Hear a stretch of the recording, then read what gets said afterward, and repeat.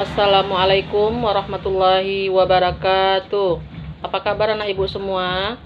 Baiklah, sebelum kita mulai belajar, marilah kita baca doa bersama. Bismillahirrahmanirrahim. Rabbi zidni ilman warzuqni fahman. Baik, pada pertemuan kali ini kita akan mempelajari materi tentang Al-Quran dan Sunnah sebagai pedoman hidup. Tujuan pembelajaran kita pada materi ini adalah yang pertama, membaca Quran Surat An-Nisa ayat 59 sesuai kaidah ilmu tajwid, khususnya hukum bacaan alif lam samsiyah dan alif lam qamariyah. Yang kedua, menghafal Quran Surat An-Nisa ayat 59 sesuai kaidah ilmu tajwid beserta artinya. Yang ketiga, memahami isi kandungan Quran Surat An-Nisa ayat 59. Itulah tujuan pembelajaran kita pada kali ini. Baik, Ibu akan membacakan Quran Surat An-Nisa ayat 59. A'udzu billahi minasyaitonir rajim. Bismillahirrahmanirrahim. Ya ayyuhalladzina amanu ati'ullaha wa ati'ur rasul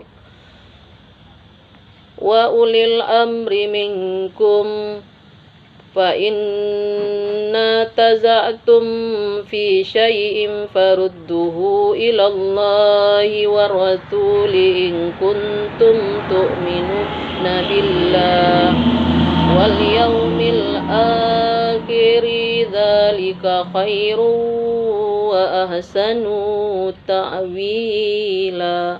Shadaqallahul adzim.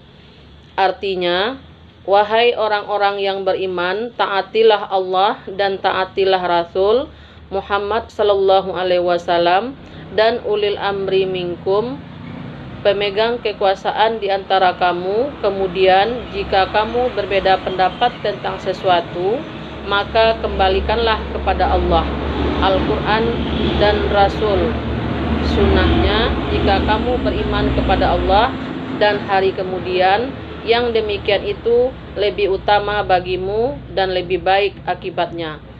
An-Nisa ayat 59.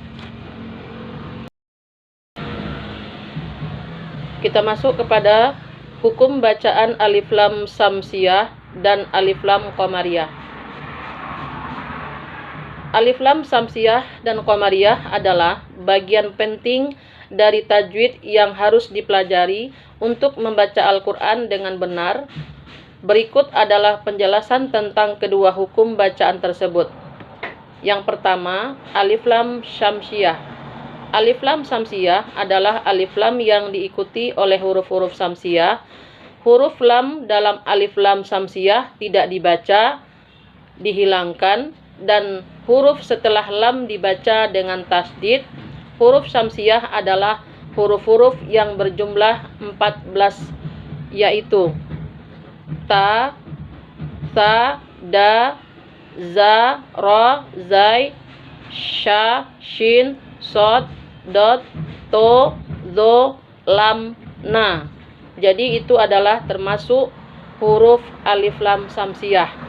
Yang mana contohnya adalah sebagai berikut. Pada kata ar-rasula itu terdapat di dalam Quran Surat An-Nisa ayat 59 yang tadi, yang mana dalam kata ar-rasula itu terdapat alif lam samsiyah. Huruf lam pada kata ini tidak dibaca, dan huruf samsiyah yaitu huruf ra dibaca dengan tasdid ar-rasula. Yang kedua, alif lam qamariyah. Alif lam qamariyah adalah alif lam yang diikuti oleh huruf qamariyah. Huruf lam dalam alif lam qamariyah dibaca jelas atau izhar qamariyah.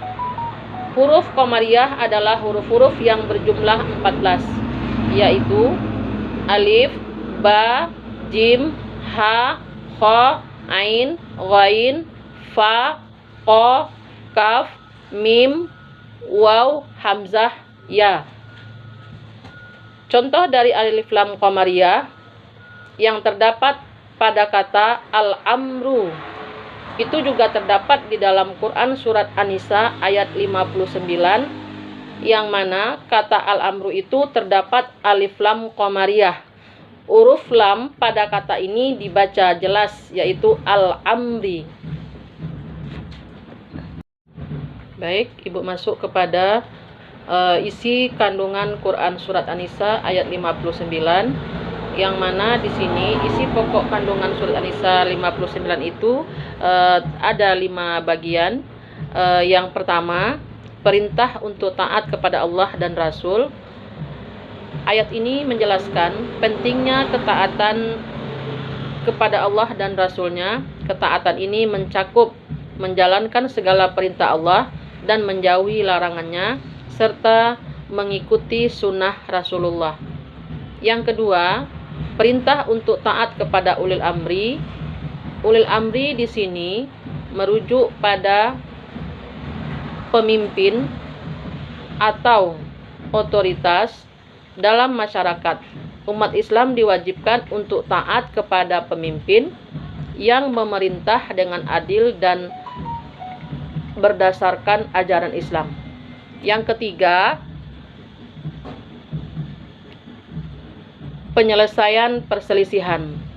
Ayat ini memberikan pedoman dengan menyelesaikan perselisihan jika terjadi perbedaan pendapat atau perselisihan. Umat Islam diperintahkan untuk merujuk kepada Al-Quran dan Sunnah Rasulullah sebagai sumber hukum utama. Yang keempat, ketaatan sebagai bukti keimanan. Ketaatan kepada Allah, Rasul, dan ulil amri adalah bukti nyata dari keimanan seseorang kepada Allah dan hari akhir. Ini menunjukkan bahwa iman tidak hanya keyakinan di hati, tetapi juga harus diwujudkan di dalam tindakan nyata. Yang kelima, keutamaan mengikuti pedoman ilahi. Ayat ini menegaskan bahwa merujuk kepada Al-Quran dan Sunnah Rasul dalam menyelesaikan masalah adalah tindakan yang lebih baik dan akan menghasilkan akibat yang lebih baik bagi individu dan masyarakat. Yang keenam, prinsip kepemimpinan dalam Islam. Ayat ini mengajarkan prinsip kepemimpinan dalam Islam, di mana pemimpin harus diikuti selama mereka memerintah sesuai dengan ajaran Islam. Ini menciptakan tatanan masyarakat yang harmonis dan adil. Demikianlah materi kali ini yang dapat Ibu sampaikan. Mudah-mudahan apa yang Ibu sampaikan itu bisa bermanfaat bagi kamu semua. Untuk mengakhiri pelajaran kita pada kali ini, marilah kita sama-sama membaca hamdalah. Alhamdulillahirabbil alamin. Akhirul kalam. Assalamualaikum warahmatullahi wabarakatuh.